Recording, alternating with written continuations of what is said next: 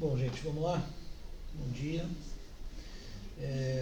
Na terça, depois da nossa aula, estou colocando aqui para chamar a atenção, né? Eu escrevi um texto, na verdade fiquei pensando um pouco nas questões, né, que vocês colocaram, e, enfim, como eu ia dar a mesma aula à noite, né? A gente fica, é interessante assim, né? Talvez a tendência seja a aula da noite sair melhor, porque, né, mas não necessariamente também, né? Mas eu fiquei pensando, né, escrevi esse texto até aí à noite ali pro pessoal, na verdade em cima daquela coisa, né, a pergunta que o Paul fez sobre a imaginação, a comparação com Heidegger e tal, e também e já pensando um pouco no que a gente vai ver na aula de hoje, né, e naquela, digamos, inquietação, né, que a gente fica pensando, né, o que é subjetivo e o que é objetivo, né, pensando como é que se estabelece a conexão entre a mente e o mundo, né, digamos assim. Aí eu desenvolvi essa reflexão, por isso que eu trouxe, assim, mais para, enfim, só, né, foge um pouco talvez, mas em cima dessa dificuldade, né. Então, como eu falei para vocês, né, o Kant ele não pode mais recorrer ao intelecto divino. Então, ao explicar o conhecimento científico sem recorrer ao intelecto divino, Kant dinamitou a ponte que na metafísica clássica conectava a subjetividade ao mundo. Quer dizer, na verdade, quem dinamitou, pensando bem, foi o Hume, né? O Kant só aceitou, digamos assim. Mas com isso abriu entre estes, subjetividade e mundo, mente e mundo, sujeito e objeto, né, etc.,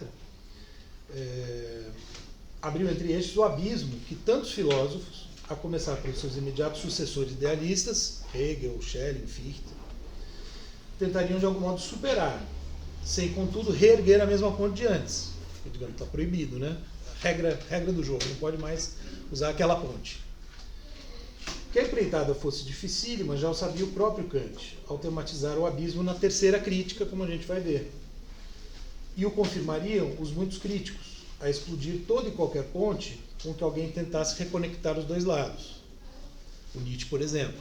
Né? Pois como fazê-lo sem Deus? Ainda mais depois do seu obituário, assinado em grande estilo por Nietzsche, a morte de Deus, né? O tema da... Ora, talvez tenha sido justamente este o desafio assumido por Heidegger ao professar o seu ateísmo metodológico. Acho que eu cheguei a mencionar talvez isso na última, não tenho certeza, né? Então, ao professar o seu ateísmo metodológico e propor a compreensão do ser humano como ser aí, Dasein, né, da maneira como ele joga esse termo, ou mais especificamente como ser no mundo. É como se, ao menos em ser e tempo, ele procurasse radicalizar o esforço kantiano de pensar o a priori, mas agora não mais como uma dimensão subjetiva do conhecimento, e sim como uma dimensão subjetiva objetiva a constituir a nossa existência em geral. Não se trataria, portanto, de lançar uma ponte sobre o abismo, muito menos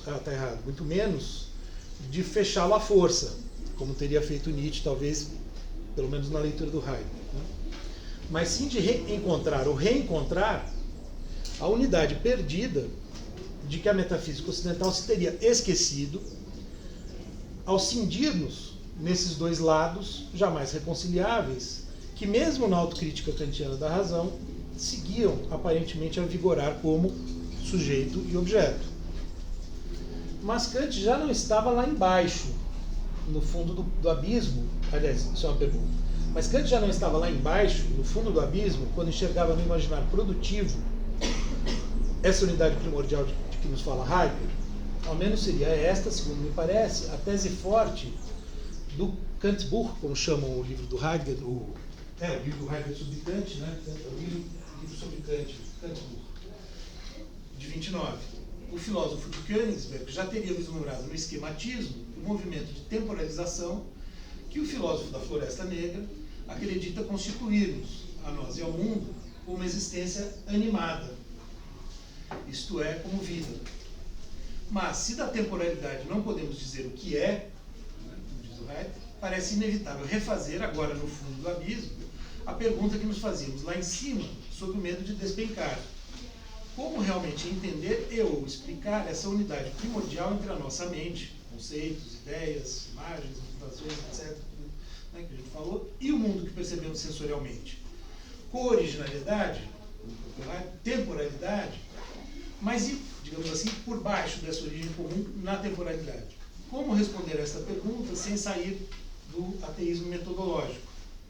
Das duas, uma. O bem reconhecemos tratar-se de algo incognoscível, isto é, algo como uma coisa em si, ponto para o velho Kant, nesse caso. Ou bem recorremos a Deus, não necessariamente o velho. E assim fazemos justiça à essência religiosa do amor à sabedoria. Uma hipótese, assim. Até para, enfim. Né? Então, eu fiquei pensando, né, no que a gente conversou na última aula. Eu acho que a grande questão aí, né, é justamente como juntar os dois lados. Como juntar o subjetivo e o objetivo. Como juntar o intelecto e o mundo. Esse é o problema que está posto na filosofia moderna, nos termos de sujeito-objeto, nos termos de razão e experiência, né? Mas que, de algum modo, já estava posto lá em Aristóteles e Platão, né? O mundo das ideias, o mundo sensível. Né? Essa dualidade, ela é um problema que está posto para a filosofia desde sempre. De algum modo, né, o Heidegger, já em seu tempo, né, e talvez ainda mais depois, ele enxerga antes de Platão e Aristóteles, ou seja, nos pré-socráticos, isso que eu chamei aqui de unidade perdida, digamos assim, né? Um elo perdido, que ainda estariam vendo uma união, uma harmonia, de alguma forma, entre nós e o mundo, entre o ente e o ser. Né? Isso é uma coisa que o Heidegger afirma de maneira muito forte, nesses termos, assim, no texto Que é Isso a Filosofia, que é um texto de 1955, em que ele vai justamente para os pré-socráticos e tenta mostrar como já em Platão e Aristóteles a cisão está feita. E aí essa cisão vigora ao longo de toda a história da metafísica ocidental, né? A filosofia ocidental, o Heidegger usa muito essa expressão, a história da metafísica ocidental. E aí vira um problema. Fica todo mundo vendo como é que a gente junta os dois lados. Agora, claro que também não é simples entender esse elo perdido que ele enxerga lá nos pré-socráticos, né? Que muitos críticos do Heidegger vão falar que ele tem uma leitura, né, que força um pouco ali, o modo como ele tem dos pré-socráticos, mas é uma hipótese, no mínimo, interessante. O que eu estou sugerindo, em última instância, é que, e aqui quando eu falo em religião e brinco, né, não precisa ser o velho Deus, e a gente vai ver como isso aparece no Kant, quer dizer, tem alguma coisa aí, se a gente pensar na palavra religião, né, religare, a ideia de justamente religar, né, os dois lados,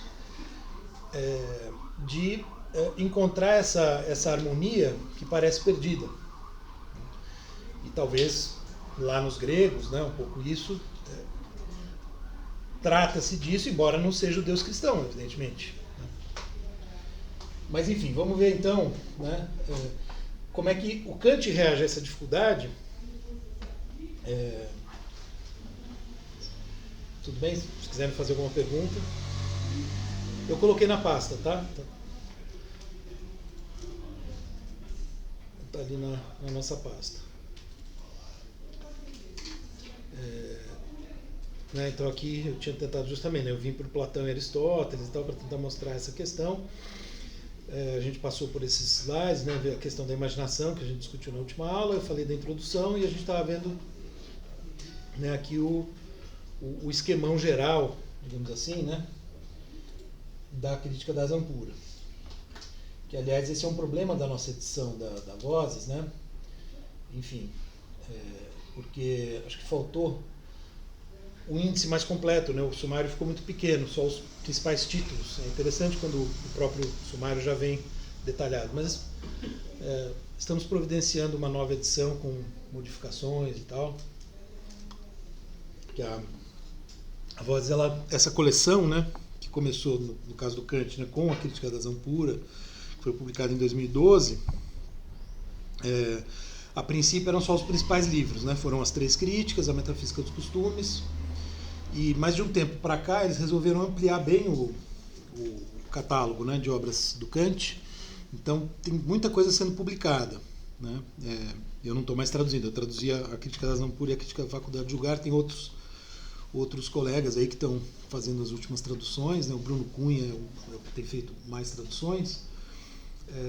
Então tem saído muita coisa interessante e agora eles estão publicando. Inclusive tem uma tradução que eu tinha feito lá em 2010, de um texto chamado Um Curso de Direito Natural do Kant, de 1784, que a gente na verdade a Monique agora está trabalhando, enfim, a Monique foi quem traduziu a Crítica da Razão Prática.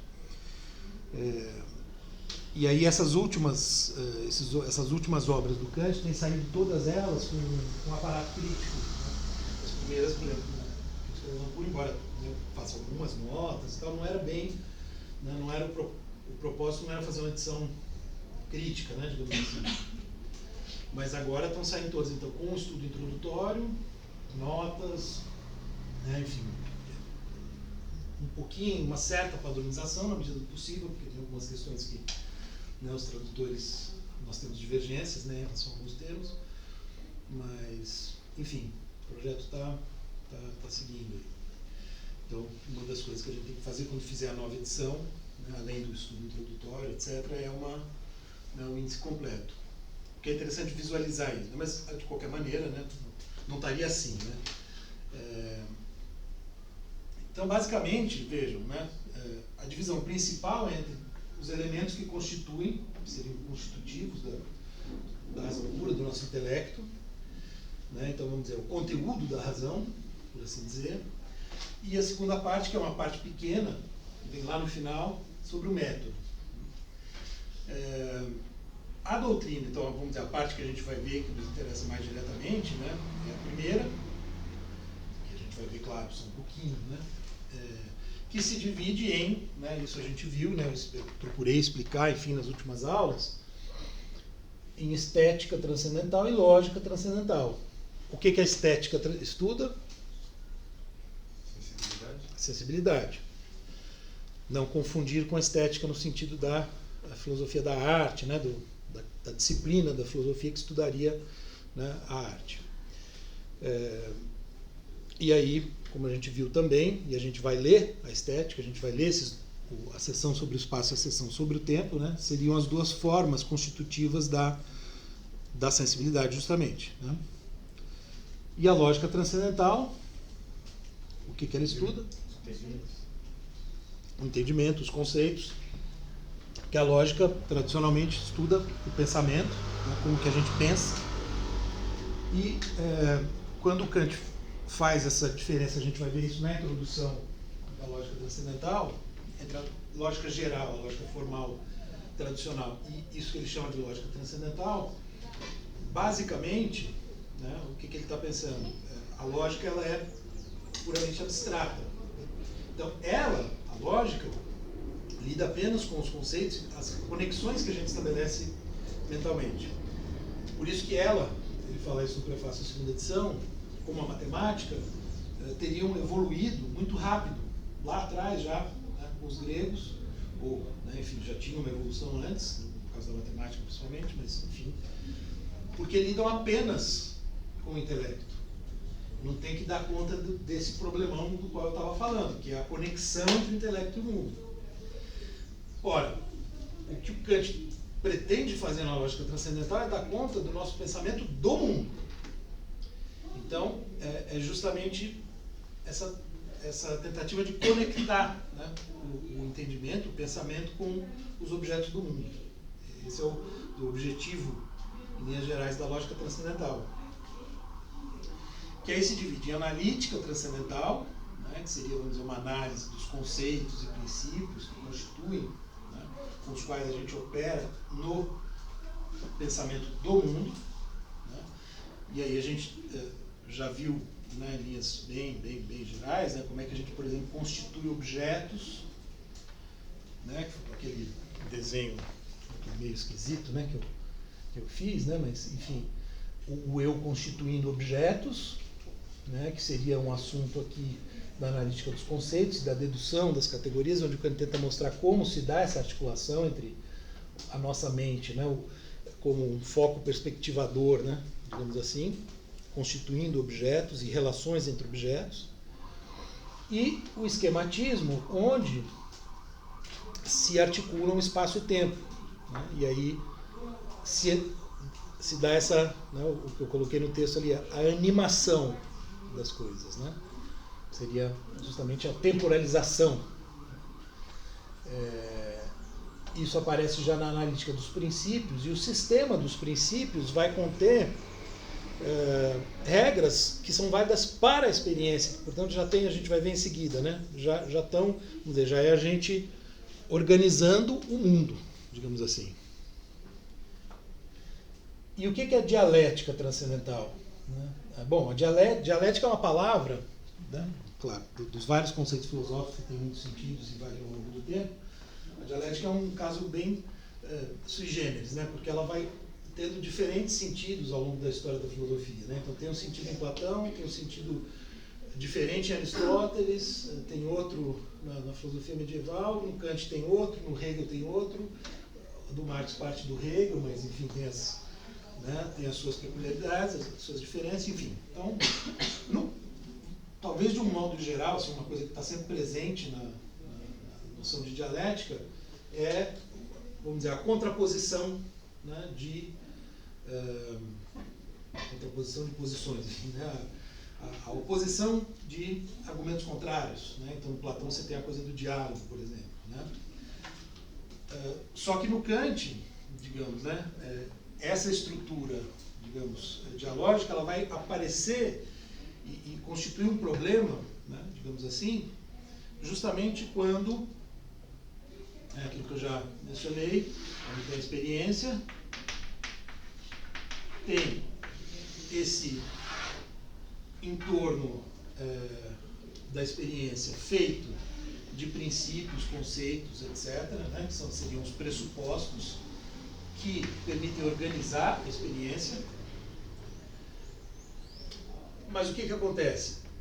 Isso aqui, que é o domínio do conhecimento, a partir daqui se constitui o conhecimento, não explica em termos últimos a realidade, não explica, né, de onde nós viemos, para onde nós vamos, né, qual é o sentido desse negócio todo. Ora, essas questões são questões que a gente se faz, mas são que a razão, nos termos do Kant, né, a gente se faz, quer dizer, a razão, né, se a gente traduz o vocabulário dele, a gente se faz desde sempre, né, enfim, todas as sociedades, em geral, têm alguma noção, né, alguma explicação para a origem do mundo, coisas do tipo, né, diferentes mitologias, diferentes narrativas, etc. Isso, por Kant, seria o quê? Um sintoma de algo que ele chama de necessidade metafísica da razão.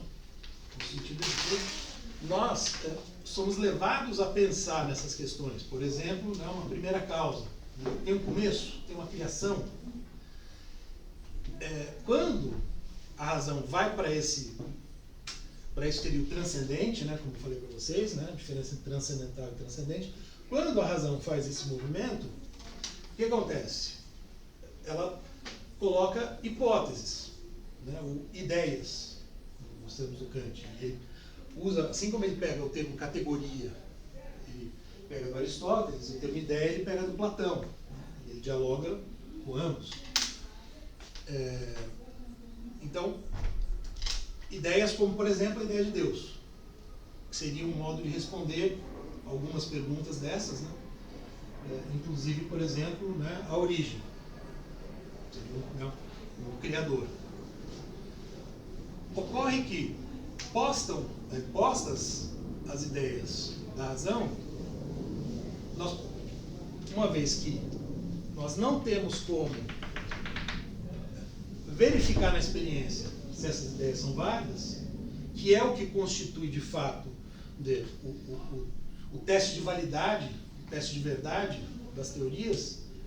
Então, por que a física de Newton, né, funciona? Porque tem comprovação aqui. Só que essas ideias não têm comprovação aqui.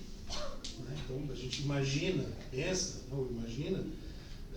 um criador, ou um primeiro motor, Aristóteles, só que não tem como provar.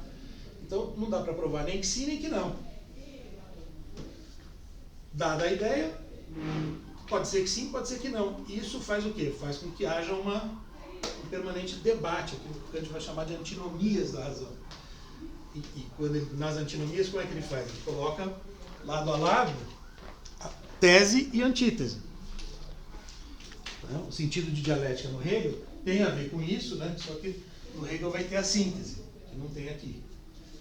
Que seria uma posição que supera, né, a dicotomia. E, no caso, aplicado, enfim, é outro sentido, porque isso valeria para todo e qualquer pensamento, para toda e qualquer experiência do real, mas só para ilustrar, né, se a gente pega aqui esse trecho, né, então o Kant fez assim, né? Agora, a terceira antinomia, que fala da liberdade, então ele coloca tese de um lado, antítese do outro. Então, no caso, por exemplo, da terceira antinomia, né, que eu coloquei como exemplo, qual que é a tese? A causalidade, segundo leis da natureza, a causalidade que a gente vê operando aqui, né, toda mudança tem uma causa, a gente já viu, né, não é a única a partir da qual os fenômenos do mundo possam ser deduzidos em seu conjunto. Para explicá-los, é também necessário assumir uma causalidade por meio da liberdade. O que significa isso? Assim como a gente percebe eventos conectados de maneira causal, remetendo para trás, né, para causas anteriores, pode haver uma sequência que se inicia do zero agora. Né? E isso vai ser fundamental para pensar depois a questão da liberdade humana, né, da liberdade moral. Porque, né, por exemplo, né, se eu venho aqui, né, vejam, esse giz está parado aqui, né, eu resolvo pegá-lo e jogá-lo no chão. Essa sequência de eventos eu iniciei do zero. Ou não. Que é a antítese. Porque a antítese vai dizer o seguinte: não há liberdade e tudo no mundo acontece segundo leis da natureza. Ou seja, já estava previsto, digamos assim, que eu faria isso. Que eu iria ali, pegaria o giz e jogaria no chão. Quer dizer, tudo isso já tinha causas anteriores. Então a questão eu iniciei do zero essa sequência, ou eu sou apenas um elo nessa cadeia de causas e efeitos? Veja, não tem como provar nenhuma coisa nem outra. Porque as duas hipóteses, digamos assim, são, por assim dizer, verossímeis, são plausíveis. Portanto, eu posso acreditar, e na verdade a gente precisa acreditar que a gente inicia ações. Porque se a gente não acreditar, a gente não levanta da cama de manhã, né? No começo de conversa. A gente tem que acreditar que a gente faz alguma coisa. A gente não é só causado. Mas a hipótese de que sejamos causados é verossímil. E aí não é uma questão de conhecimento, porque não dá para provar nenhuma nem outra.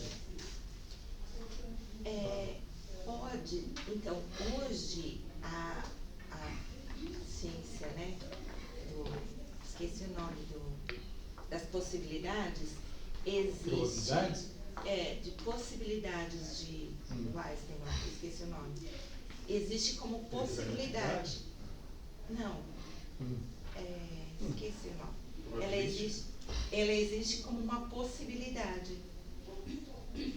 Bom, antes, a gente poderia pensar assim, antes de eu pegar o giz ali, existe essa possibilidade, que eu poderia ou não fazer. E isso entraria no mundo das hipóteses. A questão é, o que preencheu, o que deu realidade a essa possibilidade? Fui eu, por iniciativa 100% própria, ou foi a lei da natureza no sentido de que está tudo acontecendo de maneira causal e, digamos assim, né, se a gente tivesse acesso completo a tudo que está programado, digamos assim, né, que tem uma famosa frase do Laplace, né, então, acho que mais ou menos assim, né, se a gente tivesse acesso, né, é como se fosse uma calculadora universal. A gente saberia tudo o que vai acontecer. Essa é uma questão na própria teologia, né? A questão do livre-arbítrio é um grande problema no âmbito da teologia. Por quê? Porque se Deus é onisciente, onipotente, etc., ele já sabe o que vai acontecer. Se ele já sabe o que vai acontecer, quer dizer que já está determinado. Ora, se já está determinado, então não sou eu. Deus já sabia que eu ia fazer isso. Se ele já sabia, então... Percebe a dificuldade? o mesmo problema que está posto aqui em termos da necessidade da natureza, se coloca na teologia. A questão é como decidir qual das duas posições é a correta. Não tem como decidir em termos cognitivos. Né? Então, não sei, eu estou tentando pensar junto, né, a partir do que você colocou, mas claro, enfim, a ideia de possibilidade talvez ajude a pensar, reforce um pouco a hipótese da liberdade, que o Kant vai pensar na chave moral da filosofia prática justamente como algo positivo. De certa maneira, há uma certa ambiguidade aí, né?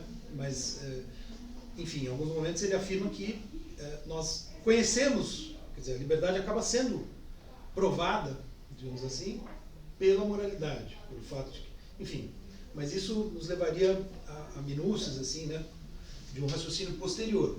Aqui, enquanto ele está no âmbito, né, do pensamento, da razão pura, da especulação sobre o mundo, ele está dizendo um problema como esse, assim como o problema da existência de Deus, de uma primeira causa, não admite prova, nem refutação.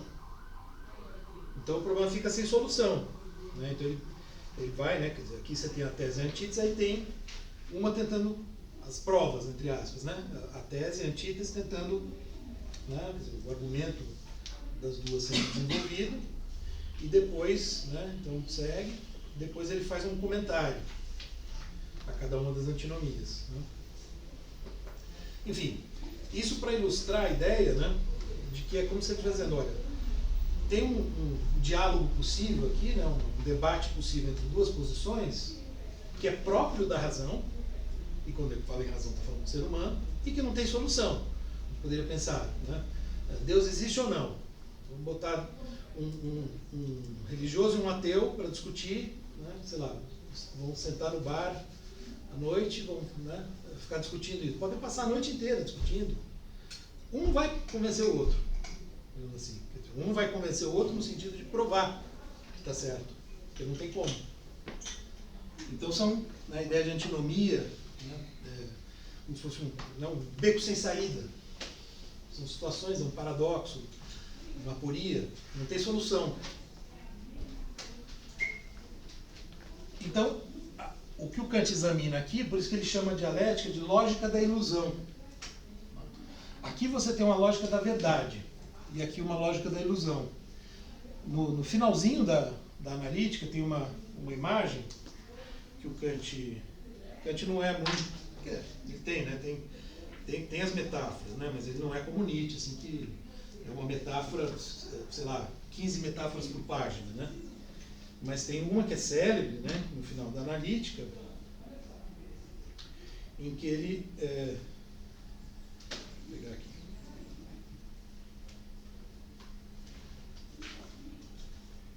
Eu comecei a usar óculos de perto na pandemia, e aí tudo bem, né? No computador, um amigo me falou, quando você for dar aula, você vai ver que complica.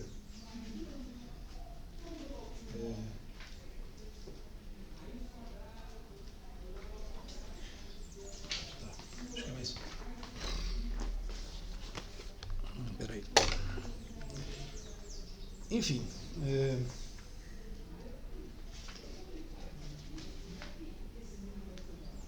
É uma imagem que ele fala da... ele descreve tudo que foi feito aqui como sendo uma ilha, que seria a ilha da verdade. E ele fala, só que o problema, por isso que essa imagem aqui, né, não é à toa, como se fosse uma ilha, só que essa ilha ela é cercada por um oceano que seria o suprassensível. E esse é um oceano que o ser humano insiste em navegar porque ele acredita ver terra à vista, só que é ilusão. É interessante porque ilustra bem essa passagem, sabe? E isso sendo uma ilha, o meinho seria os conceitos analíticos, o restante é a dialético E o resto, possibilidade ou não? Não, veja, a possibilidade para o Kant é uma das categorias, lembra? Que a gente viu? A possibilidade está aqui, ó. Ela é um conceito com o qual a gente opera. Possibilidade e impossibilidade. Então, nós concebemos, assim como a gente concebe coisas necessárias, então se eu digo, por exemplo, olha, se eu soltar o giz agora aqui, de novo, ele vai cair. Né? Isso é necessário. Já, eu vou ou não vou pegar o giz ali? Isso é contingente, é uma possibilidade. Agora, se eu falar que eu vou abrir a janela, quebrar esse negócio quadriculado aí e sair voando, isso é uma impossibilidade. A gente sabe que não é possível. Então vamos dizer, quer dizer, a possibilidade não tem um estatuto maior do que isso no pensamento do Kant. Tá?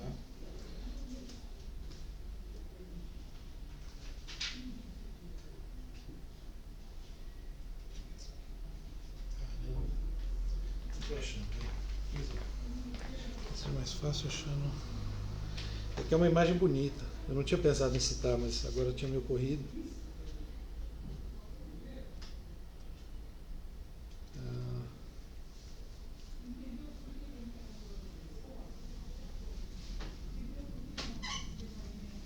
Depois eu talvez aqui no meu livro. Depois eu mostro para vocês, vai. Senão não vou ficar procurando. Mas é basicamente isso, né? Então, a imagem da ilha ela é interessante, né? Para pensar a passagem daqui para cá. Aqui ele é a terra da verdade. E aqui é esse oceano, ele usa essa imagem também em outro texto, como orientar-se no pensamento. É um espaço onde todo mundo, quer dizer, o ser humano quer sair, né? Os navegadores querem sair pelo mar afora para procurar terra nova, né? A imagem é muito boa. E eles acreditam ver lá longe assim uma ilha, só que quando chega perto não tem. Né? Isso serve para pensar justamente esses conceitos da verdade, Deus, alma. A gente, né, a coisa parece fazer sentido e tal, só que quando você vai ver, você não tem como pegar. Não tem como, né, não tem concretude, não tem,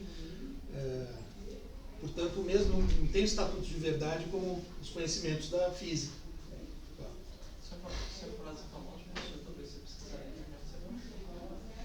Não, acho que tem aqui no meu livro talvez seja até mais fácil, né?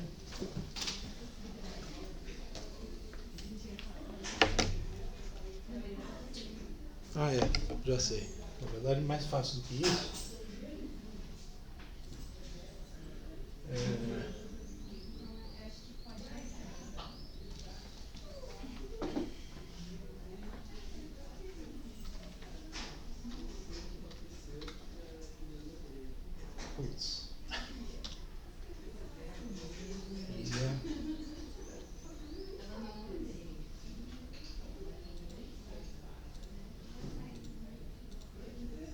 Aqui. Né? Então, até eu antes de introduzir, né, eu falo, a imagem ideal para ilustrar o domínio do conhecimento teórico / científico, né, compreendendo tanto os dados sensíveis como nossas formas a priori da sensibilidade do entendimento, seria aquele círculo lá, né, a partir dos resultados da primeira parte da crítica, a analítica, né, mais a estética, é a imagem de uma ilha. Uma ilha é verdade em que tudo está muito bem organizado, mas que é ao mesmo tempo circundada incomodamente por um oceano de interrogações, inevitáveis e perigosas interrogações. E aí eu cito, né? Nós não apenas atravessamos a região do entendimento puro, investigando cuidadosamente cada parte dela, como também aferimos sua extensão e atribuímos a cada coisa seu devido lugar. Né? Aquela coisa do Kant, as 12 categorias e tal. Esta região é, no entanto, uma ilha, cercada por fronteiras invariáveis, demarcadas pela própria natureza. A palavra natureza aqui, a gente tem que ler igual naquele dia lá da discussão sobre o Kant, né? Com um pouco de cuidado, porque o Kant usa a natureza em sentidos diferentes. Né? Aqui ele está pensando na natureza da razão. É a terra da verdade, uma palavra instigante, circundada por um vasto e tormentoso oceano, que é o verdadeiro lugar da ilusão, onde névoas e blocos de gelo que se derretem facilmente forjam a aparência de novas terras. E, iludindo com esperanças vãs o navegador, ansioso por descobertas, conduzem-no a aventuras perigosas que ele nunca abandona, mas ao mesmo tempo não é capaz de concluir. É legal, né, essa imagem? Ela fala. Se eu entendi bem, essa metáfora de uma ilha seria, por exemplo, um lugar que tenha a verdade. Isso. Seria isso aqui, né? O domínio a priori das formas, sensibilidade de tempo, espaço e tempo, né, as formas da sensibilidade, e todo o aparato conceitual que permite compreender isso daqui. Eu estou aqui na minha cabeça fazendo correlação com um outro autor, mais contemporâneo, que é o Deleuze, que ele fala sobre... Grande leitor de Kant, inclusive. Eu não sei se eu estou fazendo a relação certa, que ele fala sobre campos de imanência, essas coisas, como se essas ilhas tivessem um campo de imanência, um sentido, tipo assim, uma ilha tem um sentido das coisas, aí o oceano ele é o sem sentido. E aí uma outra ilha vai ter outro sentido, vai ter outro campo de imanência, vai ter outra... Eu não sei se isso conversa ou se eu estou entendendo errado. Eu acho que é interessante, né? Deleuze é um grande leitor de Kant e Nietzsche. Né? Isso que você está dizendo, é interessante a gente guardar essa ideia para pensar o próprio Nietzsche depois, e a ideia do perspectivismo. Porque o que o Kant está dizendo? Olha, tem uma ilha da verdade, é uma só. Em volta dela tem esse oceano de ilusões. Só que no Nietzsche, vamos dizer, você já vai ter, na verdade, muitas ilhas. E que aí não são ilhas da verdade, mas ilhas de sentido. Um sentido que nós, aí há uma semelhança estrutural aqui, porque nós é que damos esse sentido para as coisas. Então, nós, no caso, né, em geral, coletivamente, quer dizer, uma cultura, uma sociedade, né? Então você tem uma certa maneira, uma certa perspectiva em que nós atribuímos um certo sentido para as coisas, organizamos as coisas, damos um lugar para elas, né? Que é diferente de uma cultura para outra, né? Então, sei lá, né? Na nossa cultura, os animais têm um lugar que é diferente do lugar que eles têm, por exemplo, na cultura indiana. Né? A vaca, por exemplo, lá é um animal sagrado, né? Para nós não é, né? Um animal como qualquer outro, né? Que a gente gosta de comer em geral, né? Enfim.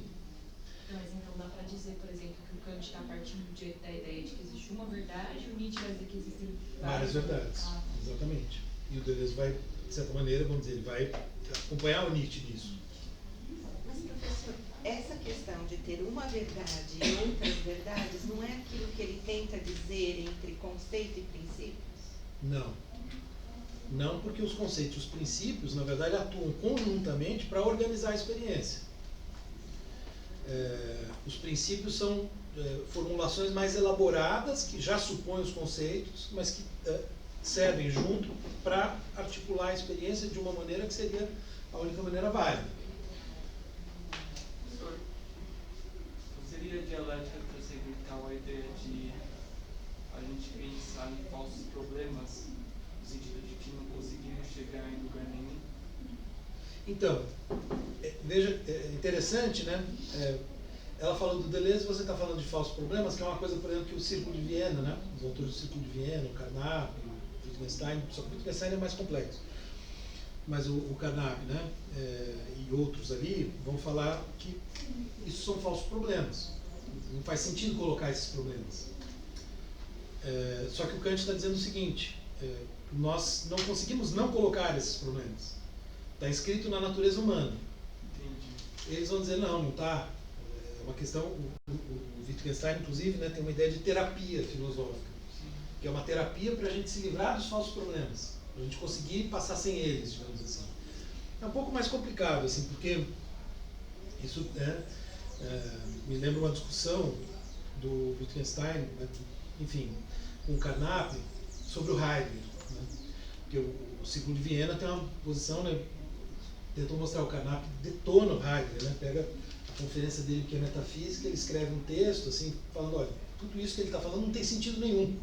Um pouco essa ideia. Por quê? Porque ele está partindo de falsos problemas, né, então é uma coisa... O Wittgenstein fala, não, mas quer dizer, concorda que, vamos dizer, não dá para formular naqueles termos, mas ele está falando de algo fundamental, porque é algo próprio da natureza humana, que tem a ver com o domínio, inclusive moral, religioso, né? O Wittgenstein tinha um lado místico. Então, vamos dizer, a questão de chamar de falsos problemas é complicado também, né? Porque são problemas. Agora, a gente poderia dizer que são falsos no sentido de que você não encontra solução para eles, né? E as duas posições, a gente poderia dizer, tanto o Deleuze via Nietzsche, como o Círculo de Viena, né, pelo lado da teoria do conhecimento, da lógica, etc., são desdobramentos dessas questões aqui que estão postas no Kant. Né? Porque o Kant está dizendo, olha, não dá mais para tratar do mesmo jeito aquilo lá. Né? Enfim, isso de fato passa a ser, né, uma grande questão. Por outro lado, né, o modo, vamos dizer, a maneira como a própria ilha, digamos assim, né, foi organizada, supõe a tal correspondência, né, entre mente e mundo, que o Kant acredita ter resolvido definitivamente, né, mas que não é bem assim, né, que é o que eu coloco no meu texto. Quer dizer, não deixou de ser um problema e um mistério, né? Como é que se conectam as coisas? Como é que a gente consegue, né, chegar a descobrir as leis da física, etc., né? Enfim. Bom, façam perguntas, gente, se estiver complicado. Se a ilha da verdade é a coisa em si? Não, ao contrário. A coisa em si está fora. A coisa em si é o que está fora da ilha da verdade. É o que a gente é aquilo sobre o que a gente não pode. Aí o Wittgenstein no Tratados diz, né, sobre o que não podemos falar, devemos nos calar. É como se nesse momento, né, é como se o Kant estivesse dizendo, olha, não adianta tentar sair com o seu barquinho ali no oceano do suprassensível, porque vocês não vão chegar em lugar nenhum, né? Então, se a gente pega, né, o Wittgenstein, de alguma maneira, ele é herdeiro dessa tradição. A introdução da edição brasileira do Tratado, escrita pelo Luiz Henrique Lopes dos Santos, é um texto muito bom. Ele tenta justamente mostrar como o Wittgenstein está filiado a essa tradição kantiana, por esse viés mais cientificista, digamos. Né? Então, que Kant chegou aqui, deu. Né? Porque, então ele fala, ó, isso aqui é a lógica da ilusão, ele explica como se constroem essas ilusões. O problema é que o Kant tem a outra face, né? Que a gente vai ver agora. Porque aqui ele fala, nós não podemos então conhecer, mas nós podemos pensar. E aí ele vai, a partir da chave moral, pensando na natureza da nossa razão, porque ele está o tempo todo, né, como eu sempre falo, né, mapeando, né, o nosso... a nossa subjetiva, o modo como a gente funciona, o modo como a gente opera. A gente opera assim no conhecimento. Só que nós temos uma natureza moral que nos leva, uma vez que a gente, enfim, né, segundo ele, tem um princípio, depois a gente vai ver isso um pouco melhor, né, mas que a gente poderia chamar o princípio do bem em nós, né, para que o mundo faça sentido, a gente precisa acreditar em alguma coisa, vamos dizer assim, né? E a gente precisa acreditar em Deus. Como é possível que Deus exista? Tem possibilidade. Aí, porque, veja, o conceito de possibilidade, a gente opera com ele. O que está para cá pode ser, pode não ser, mas pode ser. Essa ideia de uma possibilidade aqui vai ser fundamental, porque Deus pode existir. Então, já aqui ele vai encaminhando nesse sentido que ele fala, não tem resposta, mas tem o que ele chama de interesse da razão. Veja, eu já falei para vocês, né? Quando ele está falando da razão, ele está falando do ser humano. Porque é uma razão que tem necessidade nesse sentido, né? De carecimento. É uma razão que tem interesse, é uma razão que tem sentimento, é uma razão que tem... que até um elemento irracional tem, que vai aparecer no sublime lá na terceira crítica. Ele vai dando conta, digamos assim, de todos os aspectos da vida humana, né? Ele vai tentando dar conta nessa chave, né? Que ele chama de razão. Mas é uma razão tão ampla, né? Mas de todo modo. Então ele vai, de alguma maneira, pensar e defender uma certa ideia de Deus. Aí entra uma coisa que eu sugeri, né? Que está implícita no meu texto, que é o seguinte: deixar a coisa, essa fronteira tão demarcada, como ele deixou, ele fala, né, na imagem que eu acabei de citar, ele fala fronteiras muito bem demarcadas, os limites, a noção de coisa em si serve justamente para demarcar esse limite.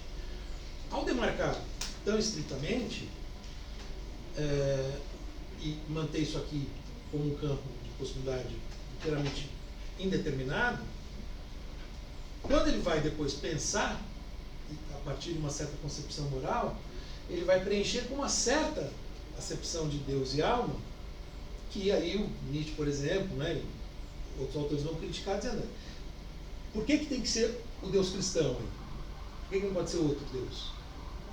Por que não pode ser outra concepção de divindade, seja lá o que for? Então, é como se ele deixasse preparado ali o terreno. A crítica do Nietzsche ontem mesmo eu estava trabalhando com isso, né, que eu tenho que escrever aquele texto que eu mencionei para vocês, que eu tenho que escrever, né, eu estava trabalhando nisso. O Nietzsche fala, né, que exatamente aquela passagem que eu acho que eu já citei, né, que os filósofos alemães têm sangue de teólogo e tal, e aí ele, justamente, o que ele mais bate é o Kant, né? Por quê? Porque é como se ele deixasse tudo montado, garantiu o conhecimento, mas na hora do vamos ver, ele vai para a moral cristã, né? E, enfim, isso o Nietzsche pega pesado com isso. Fala. Você pergunta naquele trecho que você citou da Bíblia?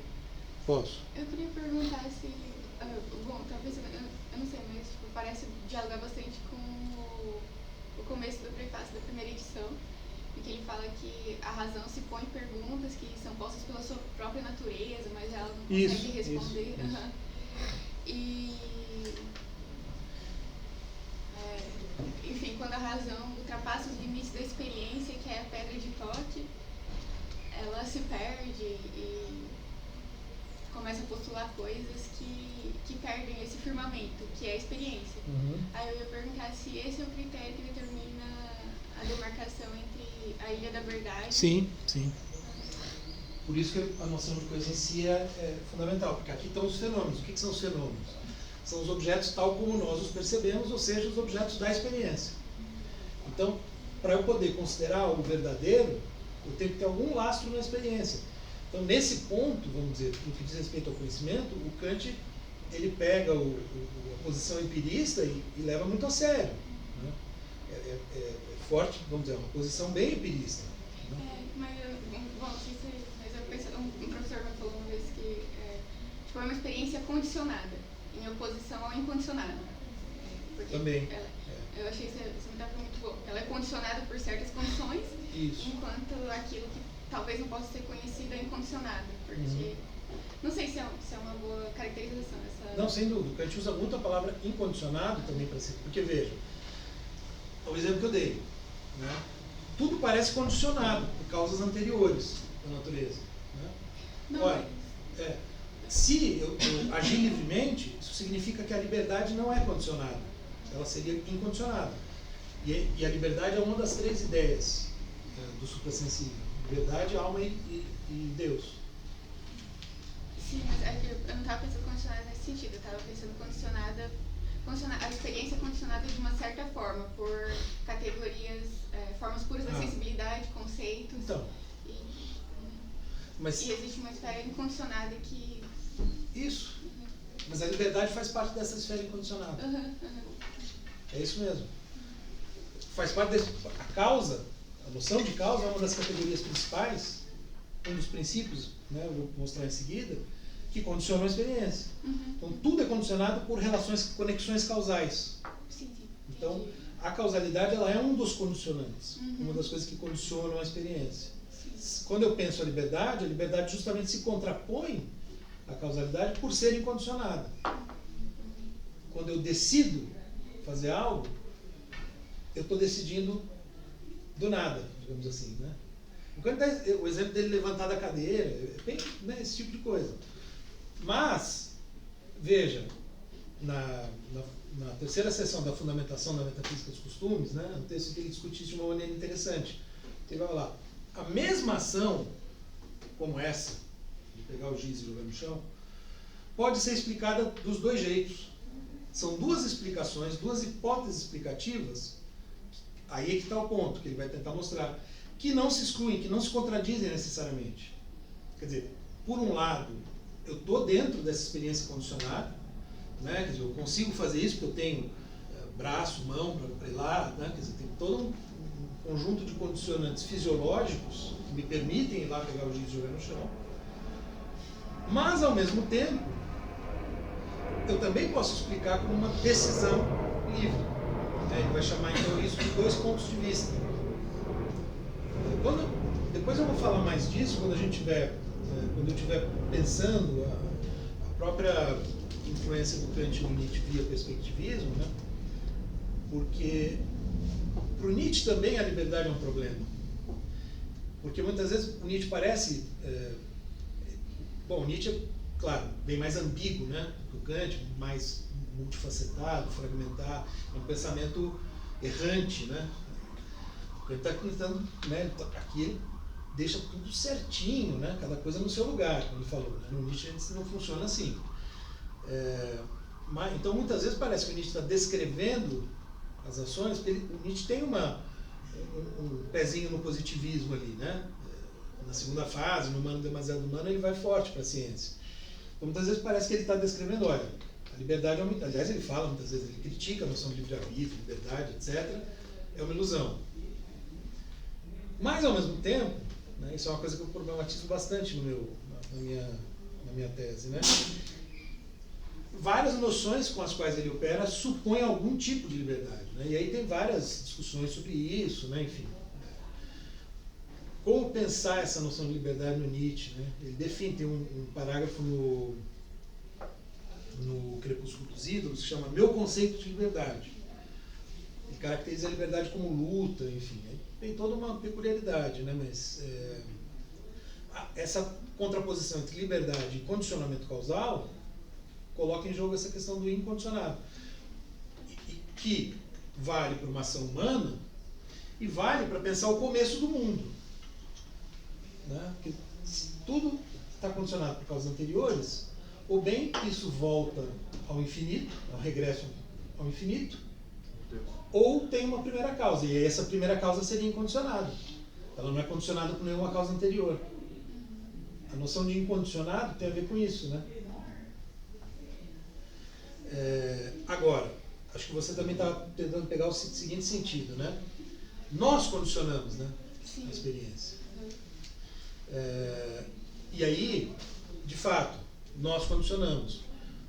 Mas como é que nós podemos condicionar a experiência a ponto dos planetas girarem do jeito que a gente está condicionando? Aí volta aquela dificuldade que eu estava falando, da correspondência. Né? No mínimo é um mistério, né? Enfim. Mas o trecho que você mencionou, né, só para o pessoal entender. Bom, primeiro, né, é interessante notar que a epígrafe do livro é uma citação do Francis Bacon, que é um dos grandes autores ali que estão por trás do empirismo britânico. E aí veja que interessante. Então o Kant virou empirista. Primeiro parágrafo do livro, no prefácio da primeira edição, que foi o que ela citou. A razão humana tem o peculiar destino, em um dos gêneros de seus conhecimentos, de ser atormentada por perguntas que não pode recusar.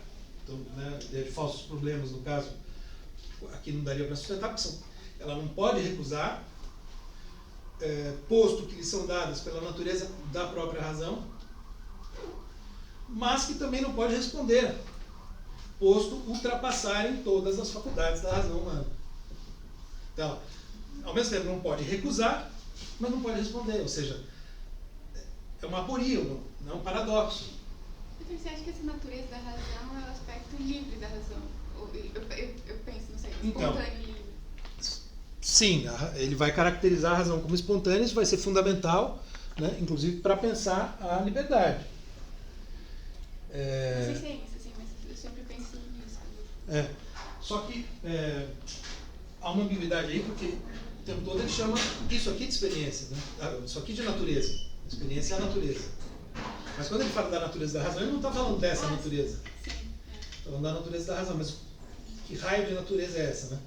Ora, ele está pressupondo o tempo todo que nós temos uma certa natureza racional, que é possível conhecer, todo o empreendimento dele se baseia nisso, né? E aí, uma das grandes questões é justamente saber se faz parte da natureza da razão essa espontaneidade. E até onde vai essa espontaneidade? Se essa espontaneidade, por exemplo, funciona para o nosso agir, que é o jeito de provar a liberdade, digamos assim. Mas ao mesmo tempo, né, então que ele fala isso, né, e tem a epígrafe do Bacon, e o livro começa, eu já mencionei, mas não citei, né, dizendo, abre, né, o livro começa não, né, tem o prefácio da primeira edição que é bem mais curto que o da segunda, e aí quando começa a introdução, ele diz o seguinte: não há dúvida de que todo o nosso conhecimento começa com a experiência. A frase tipicamente empirista. Pois de que outro modo poderia a nossa faculdade de conhecimento ser despertada para o exercício, não fosse por meio de objetos que estimulam nossos sentidos e, em parte, produzem representações por si mesmos, em parte, colocam em movimento a atividade de nosso entendimento, levando-a a compará-las, conectá-las ou separá-las e, assim, transformar a matéria bruta das impressões sensíveis, que é a expressão que o livro usava, né, em um conhecimento de objetos chamado experiência.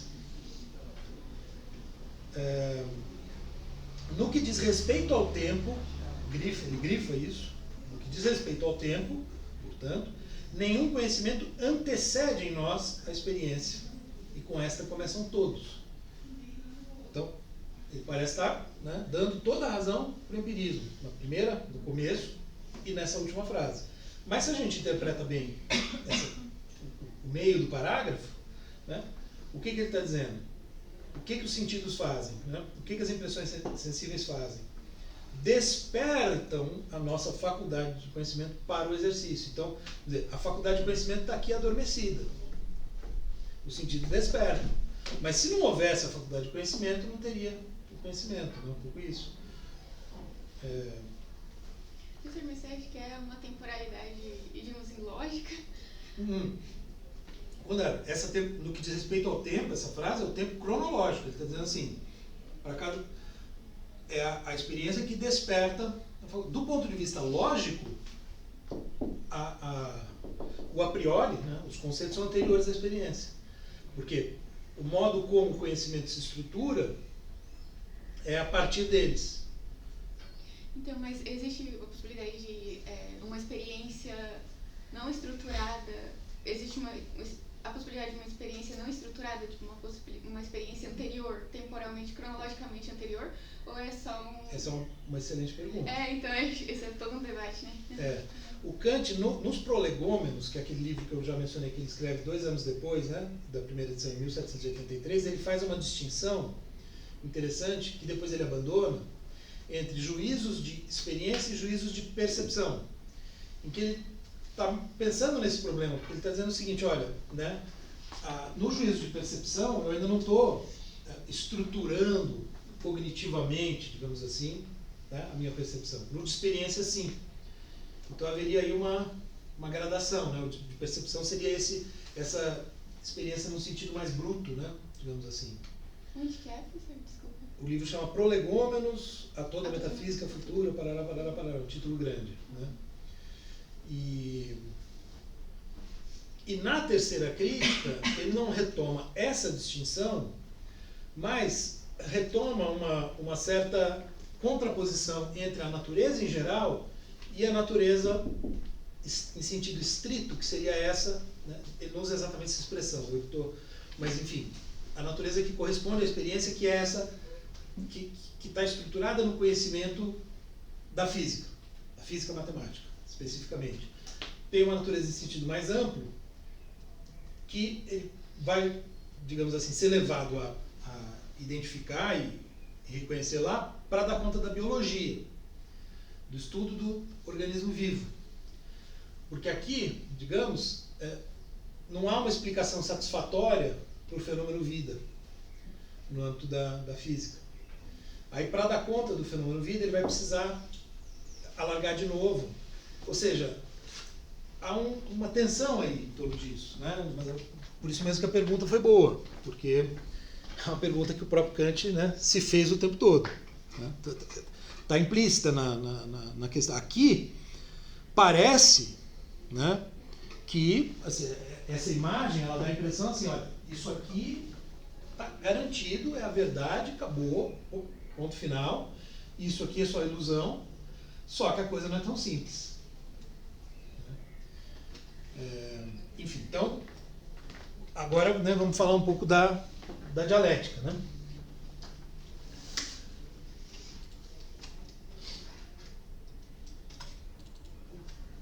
Afinal de contas, já está absolutamente claro para todo mundo o que o Kant faz na analítica, certo? Estava claro nem para ele mesmo. Só aqui para ilustrar, né? A gente falou então, na verdade eu tinha ido, né, até os... Aqui vou passar bem rapidamente, porque senão a gente, né, claro, para entender direito a gente teria que ficar muito tempo aqui. Aí vem os princípios, a diferença entre conceitos e princípios, que você tinha perguntado. Né? Lembrem, né, tinha lá a tábua dos juízos, na tábua dos juízos o Kant tirou a tábua das categorias. Aí agora, o que ele vai fazer? Das categorias, ele vai extrair o que seriam os princípios do entendimento puro, que vão constituir, propriamente dizendo, a estrutura da experiência. Então, vamos dizer, os conceitos eles estão ali porque eles operam em qualquer pensamento de objetos supõe as categorias. Qualquer pensamento em geral supõe a lógica tradicional. Qualquer pensamento de objetos, né, a distinção passa por aí, quando a gente está pensando em objetos específicos, na lógica é SAP, lembra? É abstrato. A gente está pensando em objetos, e aí podem ser objetos da experiência, mas podem ser também objetos imaginários, como o cavalo alado ou Deus, né? É a lógica transcendental. Então, qualquer pensamento de objetos se dá por meio das categorias. Mas, quando, de fato, nós aplicamos as categorias à experiência, na perspectiva de obter uma certa regularidade dos fenômenos, etc., etc., nós formulamos princípios que já vão articulando, de certa forma, a própria legislação, as leis da natureza.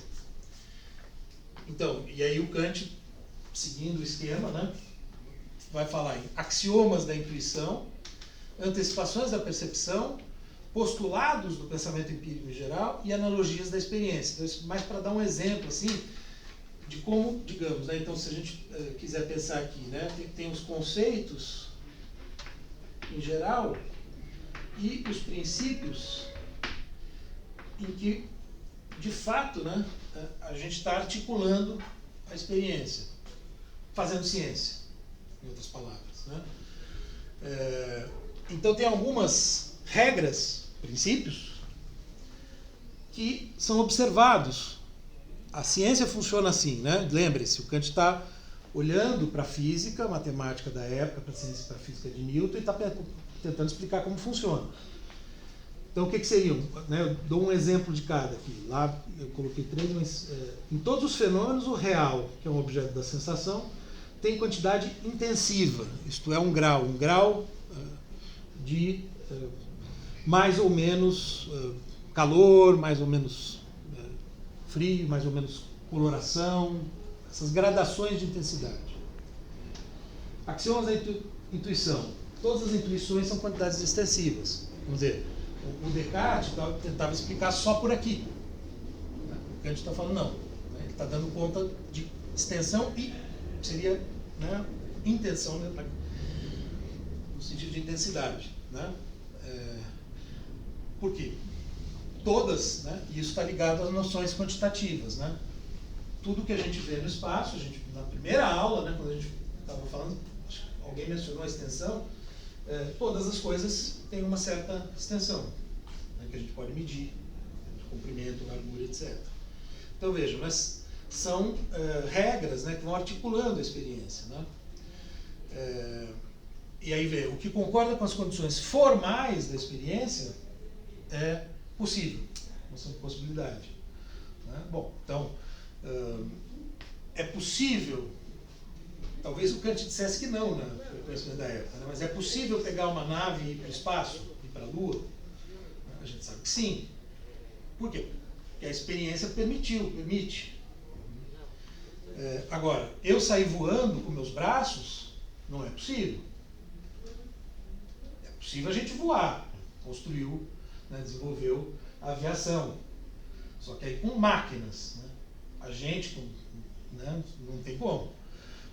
E assim por diante. Então, noção de real, necessário, e as analogias da experiência, né, que em geral são consideradas mais importantes, né, eu coloquei isso aqui, tanto o Wood como o Cassirer insistem nesse ponto. Né.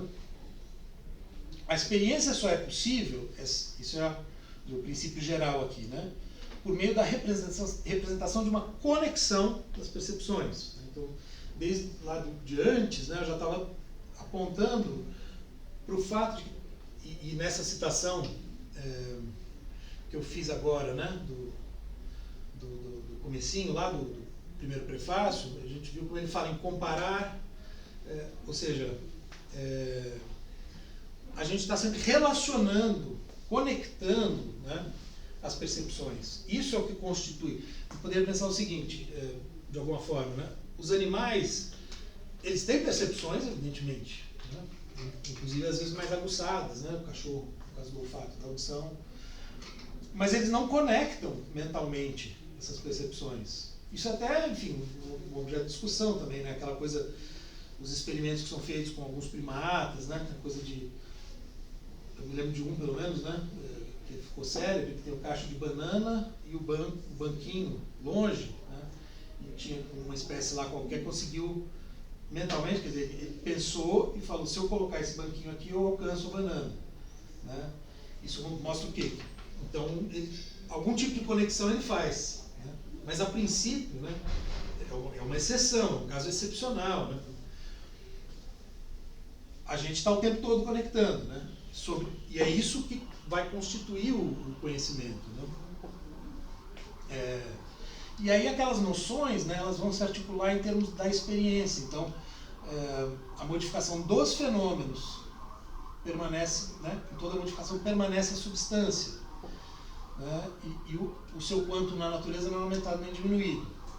Aquela fórmula, né, todo mundo já ouviu, né, na natureza nada se cria, nada se perde, tudo se transforma, né, de alguma maneira está implícito aqui. Né. Todas as modificações acontecem segundo a lei da conexão de causa e efeito, que é uma versão já um pouco mais elaborada, digamos assim, daquilo que eu tinha dado como exemplo no primeiro slide, toda mudança tem uma causa. E aí todas as substâncias, na medida que podem ser percebidas como simultâneas no espaço, né, tem algum tipo de reciprocidade, quer dizer, algum tipo de relação, por exemplo, os planetas, né, no sistema solar. Enfim, tudo isso só para a gente ter uma noção bem superficial, assim, né, incipiente, de um pouco mais detalhada de como se articula a experiência, como que a gente vai articulando. E o Kant está tentando, vamos dizer, destrinchar essa engrenagem, Bom, voltando ao nosso problema, e é um problema que é próprio da filosofia moderna, porque vejam, isso é uma coisa importante que às vezes a gente confunde. Tem uma contraposição, que eu já mencionei, né, para chegar no Kant, que é racionalismo versus empirismo.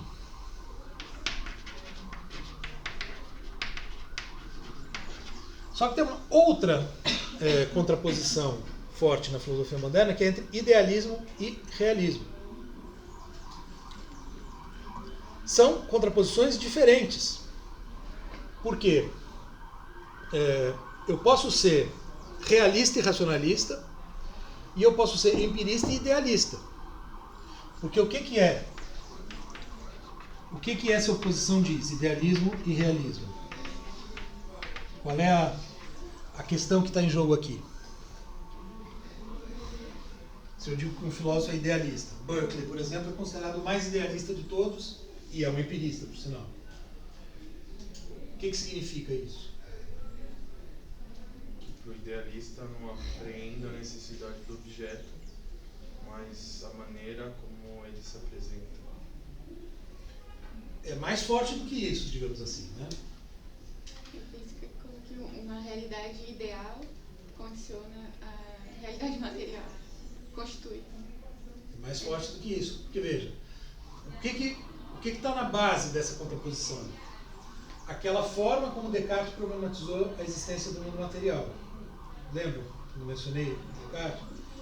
Que ele chega no eu penso como certeza primeira, mas para chegar no eu penso, ele duvidou da existência do mundo material. Ele colocou em dúvida a existência do mundo material. E depois que ele chegou no eu, ele ainda não está convencido da existência do mundo material. Por isso que ele precisa ir até Deus, para daí provar a existência do mundo material. Provar Deus e provar a existência do mundo material.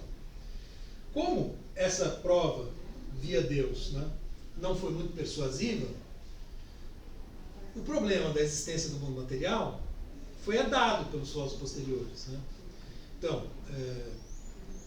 no caso do Kant, a gente está vendo o que o tempo todo? Né? Aquela dificuldade que eu coloquei logo no princípio, né, no texto que eu trouxe. Então, esse mundo aí, né, que a gente condiciona, organiza, etc., etc., ele está dentro da nossa mente ou ele existe mesmo? Retomando, né, o raciocínio do Descartes. Bom, uma maneira de reagir é falar, é um falso problema. Só que, eventualmente, se eu digo é um falso problema, eu não vou enfrentar a questão, então eu não tenho como provar a existência do mundo. Daí a ideia de falso problema, porque o Descartes colocou um problema que, pela própria maneira como ele está formulado, não tem solução. É um pouco isso, né? E aí, uma estratégia possível é falar, tá bom, é o mundo que está na nossa mente, mas ele funciona. Tem um argumento do Leibniz que ele fala mais ou menos o seguinte, né? Inclusive ele já opera com uma distinção similar ao fenômeno coisa em si, a própria distinção, agora não tenho certeza, mas da distinção, né? Mas especificamente o argumento dele é assim, tá bom, digamos que seja um sonho, dialogando lá com o Descartes que falou, pode ser um sonho. O que importa é que esse sonho funciona regularmente. E a gente consegue estudar, explicar as coisas. Tá ótimo, vamos em frente. Que seja um sonho. Né? Que seja uma realidade artificial que tem, enfim, alguém programou, né? Tipo Matrix, aqueles filmes, né, que exploram essa possibilidade. Eu não vou ter como provar que existe, então, né? Passa um pouco por aí. Mas, ao mesmo tempo, né, isso incomoda, né? Alguns autores vão falar, não, mas estou falando da realidade, estou falando do sonho. Essa tensão entre os dois argumentos, né, que constitui essa grande briga, né, da filosofia moderna, que os posteriores também vão tentar superar aqui. Todas essas dicotomias da modernidade, né, racionalismo, empirismo, sujeito, objeto, idealismo, realismo, estão meio juntas num pacote de dualidades, né, digamos assim, que é próprio da filosofia moderna. que os autores, depois do Kant, tentam superar, Hegel, né? Nietzsche, Heidegger, que falam. O idealismo é uma peça dentro, então, sobre a... O idealismo significa você partir do princípio de que não há como provar a realidade das coisas e, portanto, só o que nós temos é um mundo tal como nós o configuramos mentalmente. Ou seja, eu assumo a idealidade do mundo e não a realidade do mundo. Daí a contraposição. Já quem afirma a realidade do mundo seria um realista. Então eu posso ser empirista, como Berkeley, e ser idealista. E falo, olha, nesse sonho é melhor confiar nas implicações sensíveis, porque né, dá muito mais certo, digamos assim. E eu posso ser um racionalista e ser realista. Estou usando a razão para conhecer a realidade, que é real, o próprio Descartes. Né? O Descartes prova a existência do mundo material. E aí, se a gente vê o Kant, enfim, quando você fez a pergunta, né? Experiência condicionada por nós, etc, etc. Parece, em alguma medida, que ele está sendo idealista, né? Ele está dizendo, olha, o mundo opera em função dos nossos conceitos e princípios. Nós organizamos a realidade. Então aí você pensa, bom, então a Terra está girando em torno do Sol porque nós estipulamos isso? Seria, né, uma consequência do idealismo. E o problema para o Kant é tão relevante, digamos assim, e era para a filosofia moderna, que na segunda edição, uma das mudanças que ele faz na segunda edição da crítica é introduzir uma seção chamada Refutação do Idealismo, em que ele tenta mostrar que não é idealista, porque muitos acharam que ele era. Como, né, por isso que eu coloquei aqui, dá um pouco essa impressão. Então, muitos o acusam de ser um idealista radical, e ele escreve a Refutação do Idealismo para dizer que não é. Aí eu coloquei, né, me parece, né, que o aluno não chega a abordar muito essa questão. E vamos dizer, como é que essa questão se configura mais especificamente, né? E ela é importante, inclusive, né, ou sobretudo, para pensar isso daqui, né? Porque se a gente está falando mesmo da realidade, no sentido forte, e aqui a gente está falando de uma possibilidade meramente ideal, o descompasso entre as duas coisas é muito maior. Se eu parto do princípio de que isso aqui já é ideal, bom, então, né, por que não? Né, eu posso fazer o jogo que eu quiser com as possibilidades que estão aqui fora. Não vai haver um descompasso tão grande, porque eu estou no ideal aqui e estou no ideal ali. Né? Por isso que, né, a coisa incomoda tanto o Kant, né? Pelo menos é uma dúvida, eu falo. Uma dúvida em relação ao conceito, assim, né? Essa ideia de idealismo e realismo tem a ver com a percepção que a ciência política vai ter nesse assunto? Tem alguma relação com isso? Tipo, idealismo como ideia de dever ser, e realismo como... Indiretamente, né? Mas indiretamente. são conceitos mais distantes do que... São. No contexto da filosofia moderna, da epistemologia mesmo, da teoria do conhecimento, tem a ver com a idealidade ou a realidade do mundo. Na filosofia política, tem a ver com você, né, operar com algum tipo de ideal, com alguma, né, ideia, enfim, reguladora, para usar um termo até do Kant, né, ou você ser realista, cético e, né, realpolitik, né. Então, é interessante, né, a sua pergunta, porque o Kant, por exemplo, né, eu vou mostrar para vocês como é difícil decidir essa questão, mas se a gente assume que ele é realista no âmbito do conhecimento, isso não implica que ele é realista nesse sentido, porque pelo contrário, ele é idealista no âmbito político.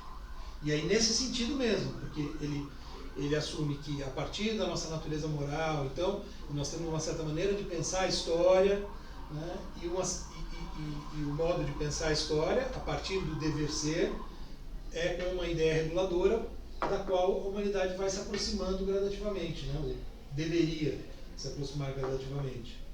Tem um pequeníssimo otimismo, vamos dizer assim, muitas vezes as pessoas acham que o Kant é otário, né? Assim, tipo, o cara acha que vai dar tudo certo, né? Que a humanidade... Não, o Kant tem uma visão, em termos reais, né? Do ser humano real, muito mais próxima do Hobbes, né? Do homem como lobo do próprio homem. Assim, ele sabe, o que ele acha é que, historicamente, até por isso, os seres humanos vão fazendo a paz, vão se articulando e a coisa vai aos poucos evoluindo, mas é uma tarefa infinita. Nunca vai acontecer. A questão do dever moral? Sim. Mesmo que seja muito difícil, nós Sim. devemos buscar. Nós temos, porque assim, o dever é muito claro, né? A gente vai ter uma aula especificamente sobre isso depois. O dever é muito claro. Agora, e segundo ele, todo mundo sabe o que seria correto a fazer, digamos assim. É interessante relacionar com a crítica que você comentou que o Nietzsche faz aí do Deus cristão, né? Sim. Tipo, nesse aspecto dá pra ver claramente. Todo mundo, mas enfim, todo mundo saberia, mas isso não significa que todo mundo age, muito pelo contrário, né? Segundo Kant, nenhuma ação humana, justamente porque toda ação tem as duas causalidades operando, eu nunca posso dizer que uma ação é 100% moral. Eu posso estar, vamos dizer, né, não no caso do Giz, evidentemente, né, mas se eu decido, digamos, ajudar uma pessoa, né, que está em apuros, aí é uma situação, né, relevante do ponto de vista moral, e eu fico ali em dúvida e falo, não, vou ajudar, né, e aí vou ajudar a pessoa. Isso está correto, do ponto de vista do imperativo categórico, da maneira como Kant formula. Mas o fato de eu agir assim não quer dizer que eu agi apenas pelo dever, porque eu também tenho um sentimento de empatia, né? Pode ter outras pessoas olhando, então o fato de eu ajudar vai mostrar para todo mundo que eu sou uma pessoa bacana, aí já seria um interesse puramente egoísta, percebe? Então pode ter vários fatores operando para eu agir daquela maneira. Um deles pode ser o dever moral. Mas isso basta para ele, vamos dizer, para estabelecer esse parâmetro, um parâmetro ideal, né? Que também fica meio balançando, depois a gente vai ver numa passagem da terceira crítica que eu gosto de citar assim, para provocar, em que ele vai dar uma importância brutal para a fé por causa disso. Mas enfim. Como é que a questão se traduz nos termos específicos do Kant, essa questão do realismo e do idealismo? A gente viu que ele faz uma diferença entre os fenômenos, né, então, que constituem aqui esse domínio da experiência. Né? O que são os fenômenos mesmo? Vocês lembram? Aquilo que aparece? O objeto tal como aparece para nós. Né? A noção grega de fenômeno é aquilo que aparece. O Kant, né, se vale dessa noção, né, para pensar, então, o objeto tal como ele nos aparece. Agora, e essa é uma questão que já estava posta, né? Inclusive o Hume fala das coisas ocultas que a gente não tem como conhecer e tal, Kant, dialogando com todas essas dificuldades aí da filosofia moderna. Então, o que ele faz? Tem o objeto tal como ele aparece para nós, e o conjunto dos objetos, o mundo como aparece para nós, e eu posso pensar esses fenômenos, né, como coisas em si mesmas. Coisas em si mesmas. Né?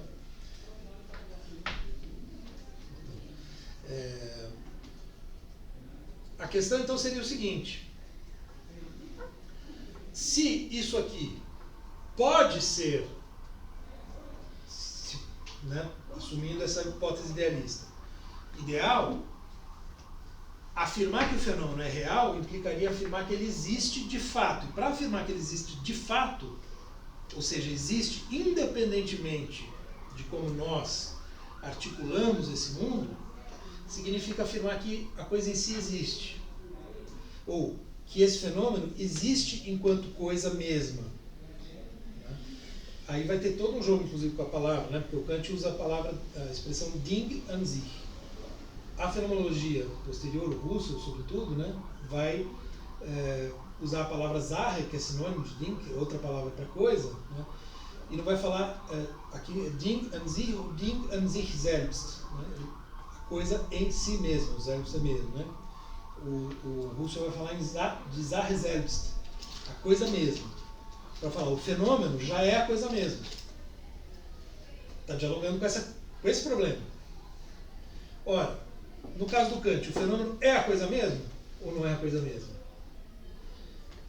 Se for a coisa mesma, ainda que eu não conheça todos os seus aspectos, pode ter aspectos que escapam aos sentidos, ele é realista.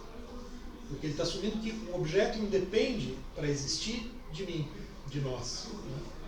Ele existe nele mesmo, ele existe por ele mesmo. Porque vejam, lembrem-se que existência é uma das categorias, realidade é uma das categorias. E as categorias valem apenas para a experiência, segundo Kant diz. Então, a princípio, se eu só posso afirmar que uma coisa existe, que uma coisa é real, etc., da experiência nesse sentido, condicionada pelas nossas formas da sensibilidade e pelo nosso, né, aparato conceitual, eu não poderia aplicar nem existência, nem realidade, nem causalidade, por exemplo, que é uma outra maneira de expressar, né, é a coisa em si que causa a impressão, enfim. Né, eu não poderia falar nada sobre isso aqui, nem mesmo isso. É como se vira uma espécie de armadilha, né? A distinção do fenômeno de coisa em si, por isso que ela é muito polêmica e vai dar muita discussão, né? Por um lado, ela é interessante, porque o Kant está estabelecendo um limite, está falando, nosso conhecimento vai só até aqui. Mas, ao mesmo tempo, cria um problema, vira uma espécie de armadilha, porque aí, como é que eu posso afirmar que o objeto existe, então, se a existência está dentro da, vamos dizer, né?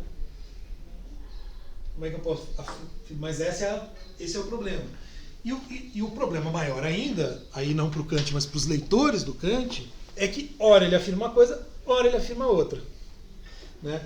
Isso é particularmente interessante. Né? E aí, e também o modo como os intérpretes vão lidar com isso. Né? Então, no caso, só para ilustrar a dificuldade, depois eu coloquei aqui o Cassirer primeiro, mas acho que as passagens que eu cito aqui permitem ilustrar melhor essa dificuldade. Aqui eu só coloquei, né, nesse slide essa pergunta, né? As coisas mesmo, o mundo existe mesmo? Essa é a pergunta que divide idealistas e realistas. Se eu falar que o mundo existe, né, o Kant seria realista. Se eu falar que não, ele seria idealista, porque o mundo subjetivo é igual ao mundo objetivo. Não posso fazer distinção. Já aqui não, estaria simplesmente dizendo, olha, o mundo existe, e isso que ele descreveu aqui é a nossa interpretação do mundo. A interpretação humana, que seria uma só para todos os seres humanos. Né? Ele está partindo desse princípio, que também vai ser objeto de crítica. Mas, enfim, né? Objeto de crítica, mas também defendido por outros. Assim, acho que esse é um problema que está aberto até hoje. Né? Se existe alguma universalidade humana ou não. Né? Essa é uma questão polêmica até hoje, né? Que passa por várias, não só pelo âmbito do conhecimento, pelo âmbito cultural, político, né? As diferenças culturais entre povos e assim por diante. Né? Mas, enfim, então, por Kant haveria sim, né, uma universalidade epistêmica, moral, estética, etc., no sentido de própria a todos os seres humanos. Isso, ok. Mas ainda assim, o mundo subjetivo, então, é só uma perspectiva sobre o mundo real, ou o que a gente chama de mundo real é o mundo subjetivo? Percebe a dificuldade? Quer dizer, essa é a posição idealista. Significa afirmar, olha, pode ser um sonho. A perspectiva realista significa dizer, o mundo está aí e nós o conhecemos de uma certa maneira. Nós projetamos as nossas categorias, né, os nossos princípios, enfim, a nossa malha conceitual sobre a realidade para interpretá-la, e a gente capta alguns aspectos dela, não capta todos. Mas é isso que está em jogo. No caso, né? Então isso significa perceber, bom, ler no Kant, o que ele afirma, qual que é a posição dele. Né? Então vejam. Eu tenho uma sessão que é exatamente sobre esse assunto, né? Que foi um assunto que na época, né, que eu estava fazendo mestrado me me ocupei bastante com ele, porque é interessante, enfim, a gente, né, a filosofia gosta dessas coisas, quanto mais complicado, melhor, né. Tá, então, né, eu tinha falado da analítica, então eu estou falando exatamente desse momento de passagem da analítica para a dialética, né, pensando nesse problema. Então, tem uma seção no meu livro, né, que está na pasta também, né, que chama o problema da coisa em si. Então, veja, né, só eu começo expondo o problema, depois eu vou mostrar as citações do Kant para ilustrar, né? Professor, Fala.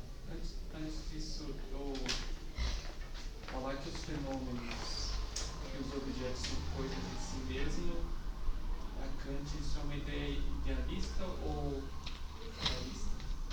Não. A questão, se eu falar que eles são coisas em si mesmas, eu estou sendo realista. Realista. Sim. Porque eu estou dizendo que ele existe mesmo. Eles existem mesmo sem eu existir. Isso. Tá. Exatamente. Quer dizer, mesmo antes do ser humano existir, né, as coisas já estavam aí. Com essa... É uma discussão interessante, né? E, professor, as pessoas confundiam Kant como idealistas por conta dele levar a importância da questão do a priori. Isso. Ah, entendi. Porque ele está, né, por tudo que a gente viu até agora, a gente começa a pensar, mas espera um pouco, né? Eu acabei de mostrar para você, as leis da natureza saem do nosso entendimento. Como assim? Espaço e tempo são formas subjetivas. Então, em nós, espaço e tempo, né? Então, né, o mundo é produto nosso, né? O Nietzsche vai também falar muito, né? A gente vai ver uma passagem no Bem e Mal em que ele fala disso. Como assim? O mundo é produto dos nossos órgãos sensíveis? Não sei se você lembra dessa passagem, está lá no Além do Bem e do Mal, né? No primeiro livro. O mundo é produto dos nossos órgãos sensoriais. Então os órgãos sensoriais são produto dos órgãos sensoriais, né? Ele fala sobre isso. Mas justamente zombando dessa posição idealista. Então tem uma série de implicações também posteriores, a gente assumiu uma posição ou outra em relação ao Kant. Quer dizer, o quanto o Kant poderá ser alvo dessas críticas ou não, né? Em que direção ele pode ser tomado, né? Então, né, eu tinha falado então disso que a gente já viu, né? Então, na análise da solução elaborada por Kant para o problema do conhecimento, que eu tinha tratado, né, no primeiro capítulo aqui, em nenhum momento ficou decidido se o objeto que nos é dado na intuição, a intuição é impressão sensível, percepção, tá? Lembre-se sempre disso. Não é intuição no sentido que a gente costuma usar a palavra. Não ficou decidido se esse objeto tem ou não uma existência autônoma em relação ao sujeito, né? Se ele existe mesmo, independentemente de nós. A despeito da afirmação de que a matéria do conhecimento, por oposição à forma, né?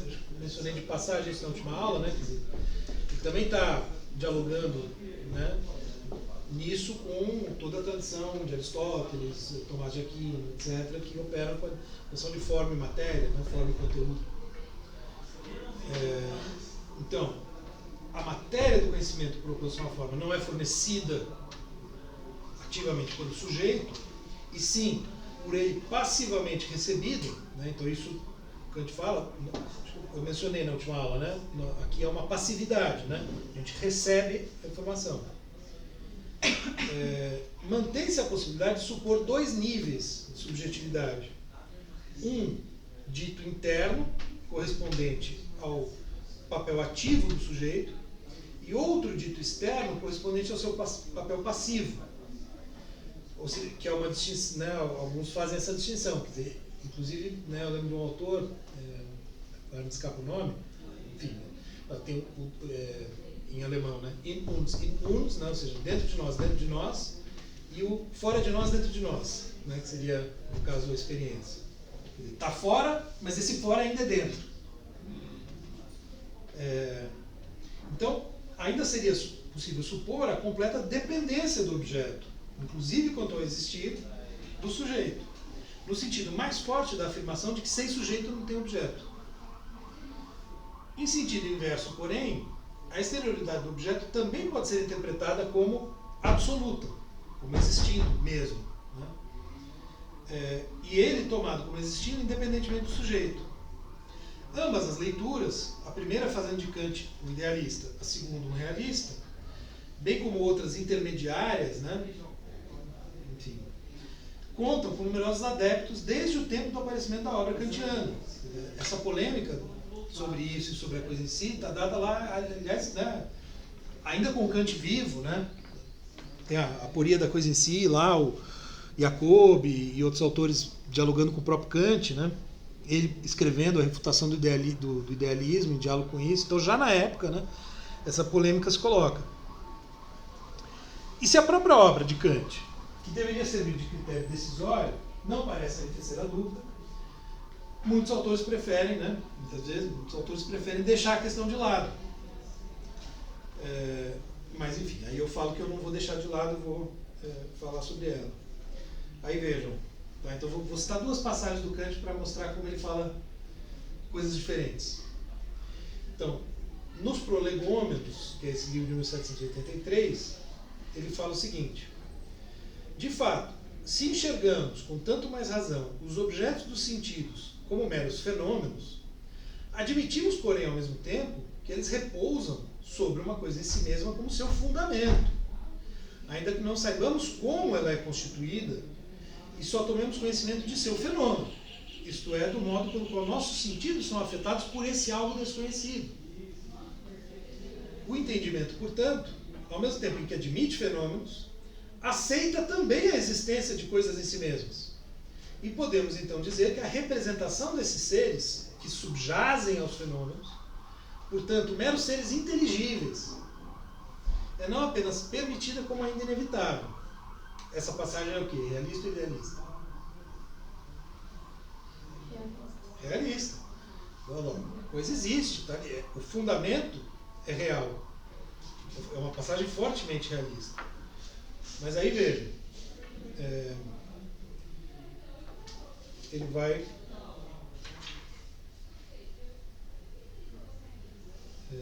aqui.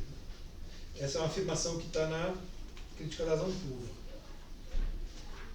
Todos os objetos de uma experiência para nós possível não passam de fenômenos, isto é, meras representações, as quais, além de como as representamos, como corpos extensos ou séries de mudanças, que a gente viu há pouco, né, não possuem nenhuma existência autossuficiente fora do intelecto humano. O espaço e o tempo, e com eles todos os fenômenos, não são em si mesmos coisas, mas apenas representações, e não podem existir fora do nosso intelecto. Trata-se aqui apenas de um fenômeno no espaço e no tempo, ambos os quais não são determinações das coisas em si mesmas, assim da sensibilidade. Portanto, tudo o que é dado no espaço e no tempo, fenômenos, não é em si algo, mas meras representações, que não são dadas em nós, não podem ser encontradas em parte alguma. Percebem?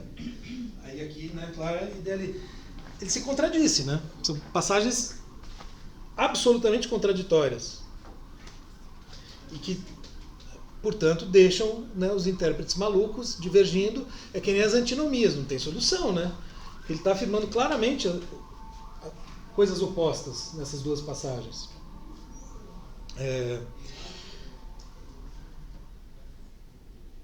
Enfim, então, a princípio, né, o problema fica, né, aí, enfim, eu acabo indo por um caminho no sentido de defender a posição realista, né,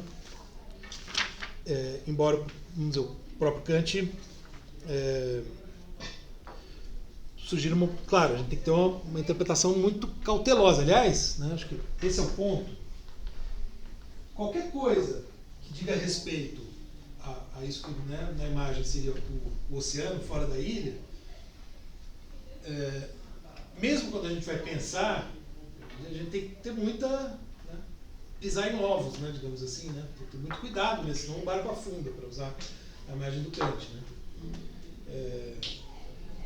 Mas me parece razoável assumir, né, que ele adota uma posição realista. Agora, o Cassirer, por exemplo, né, eu não vou fazer a citação porque enfim, a gente está com pouco tempo, né, mas ele afirma que a coisa em si é o puro nada. Então, como se de fato não é uma posição mais idealista. Por quê? Porque, de alguma maneira, né, não entrar no problema, tomá-lo como um falso problema, não só esse, né? Aliás, em geral, né, os intérpretes kantianos, é o caso do Cassirer, né, que vão usar o Kant, seja na filosofia prática, seja no conhecimento, então como os neocantianos de Marco, Coe, Cassirer, etc., né, que estão tentando fundamentar a ciência. Eu já falei que eles evitam usar a palavra subjetividade, né, sempre que o Cassirer usa, ele coloca entre aspas e tal. Mesma coisa, a coisa em si é o puro nada e tira fora. Todos evitam essa distinção, fenômeno coisa em si, para não entrar nesse problema, né? E evitam essa parte, né, digamos, suprassensível, tudo que Kant fala sobre isso, também para evitar esse tipo de problema. Porque se, né, a gente vem para essa esfera, a gente traz junto todas essas questões, Deus, alma, religião, etc, etc, etc, fé, né? Então quem está pensando na filosofia da ciência não quer se envolver com isso. E a mesma coisa que quem está pensando na filosofia política, no direito internacional, né? Que é, então, preocupados em pensar o Kant na esfera prática, né? Moral e política. Então não precisa se envolver com essa tralha metafísica, digamos assim, né? Tem um autor, por exemplo, que eu uso também nesse livro e na minha dissertação de mestrado, né? Que é o Beck, um autor americano, Louis White Beck, né? Que tem um comentário sobre a crítica da razão prática, em que ele simplesmente fala, ele não trata da parte da dialética da razão prática, que o Kant mantém essa mesma estrutura, né? Uma parte inteira do livro, isso aqui não interessa. Né? Na filosofia analítica o pessoal às vezes tem isso, né? Eles vai buscar o que interessa para pensar questões, conceitos, problemas, né? E tira o que não interessa. Porque, enfim, né, envolve, né, todas essas questões. Agora, né, em que pese essa ambiguidade aqui do Kant, ou até por ela, a gente vê que o problema para ele é um problema de grande relevância. Se a gente pensar que ele está hesitando, né, mudando de posição, aparentemente, é justamente porque ele está pensando nisso, né, ele está levando a sério a questão, né, e ele leva a sério mesmo. Acho que isso de fato, né, é preciso admitir. Então, claro, na filosofia, como a gente faz filosofia, né? Acho que essa é uma questão. Também é legítimo, né? Você partir de um problema e pegar de um filósofo aquilo que você quer, porque você está fazendo filosofia hoje, né? Você está interessado em alguma coisa, em um problema teórico por ele mesmo. Ok. Mas se a gente quiser, digamos, entender o filósofo por ele mesmo, né? E, enfim, em alguma medida compreender quais eram, né, suas intenções, o que estava de fato preocupando ele, eu acho que não dá para ignorar esse tipo de problema, né? E aí, esse slide é mais bagunçado ainda, mas vejam, só para depois a gente vai voltar a isso mais adiante, né? Embora agora a gente vai ler o Estética, né? Só tentando explicar, ó, aqui, né, esse é um desenho que eu tinha colocado antes, né? Isso aqui, né, o que eu estou imaginando aqui? Como se fosse o nosso olhar para o mundo. Tá? A gente está olhando daqui para lá. Nós temos aqui a sensibilidade, né, o mundo, o nosso entendimento. A razão é a faculdade com a qual, né, segundo Kant, a razão no sentido mais específico, né, quando ele faz a distinção do entendimento, com a qual a gente elabora. Você quer entrar? 30 segundos, posso? Pessoal, recadinho super rápido. Alguém aqui não conhece o PIBID? Só levanta a mão para eu saber se faz sentido eu falar ou não. Todo mundo conhece o PIBID? Então, dá uma esclarecida. Tá. Você agora tem que falar, né? Levanta a mão, é assim, né? Bom, privilégio falar aqui. Não mais que 30 segundos. O André La Sálvia, ele está na atual coordenação do PIBID, 2024-2026. O que é o PIBID? É um programa, é um projeto de iniciação com bolsa, né, à docência. Então existe parceria entre escolas e a universidade. Os estudantes da universidade que aderem ao PIBID têm direito a uma bolsa. Não gostaria que fosse essa a mobilização, mas enfim, lançamos mão de todo recurso. R$700 por mês de bolsa é um programa de 16 meses. A gente está falando, quem pegar do primeiro ao último mês, de R$12.600.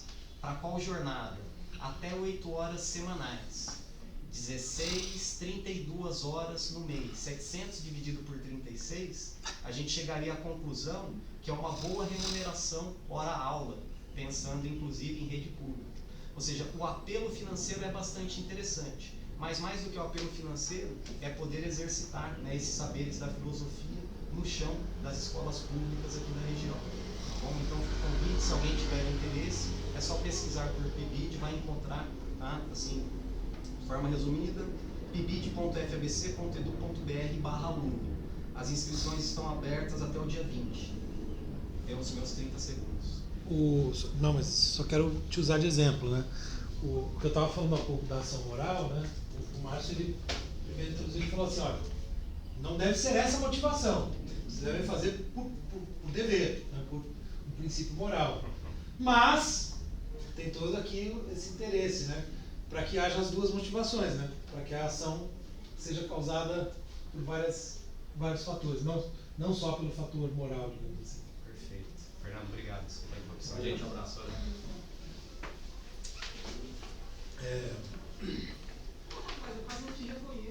Então, voltando aí, então, eu estou pensando aqui, esse tubo, né, seria o foco perspectivador, né, para usar aquela outra expressão.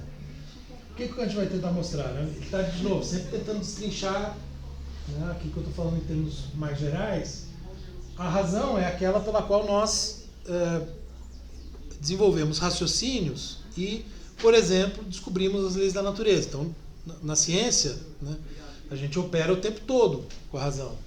Então ela tem, né, o que o Kant chama de uso lógico, que permite sistematizar o conhecimento, justamente transformar a variedade de juízos de percepção, né, quer dizer, de conhecimentos pontuais que a gente vai obtendo da natureza, sistematizá-los numa teoria, produzir uma teoria.